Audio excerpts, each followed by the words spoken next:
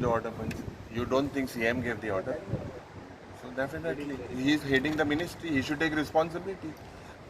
The question doesn't arise of who gave the order. He is at the. That means without his orders, they can touch an MLA.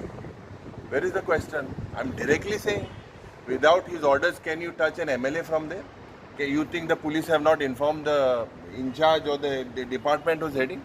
We have said that action needs to be taken immediately, and he has to be terminated from the service.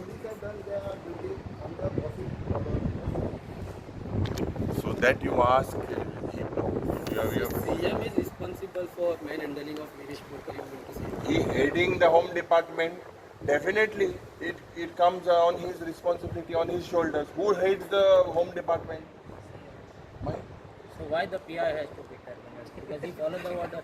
So that whether CM has to be terminated, PI has to be terminated, it is all together. Transfer केला आहे ना तुम्ही transfer केला किती रे ती transfer किती हे कदंबा बसू transfer करपाक इशू ऐसा आसा की it is a serious offense. See, within the press, together you all are the fourth pillar of democracy.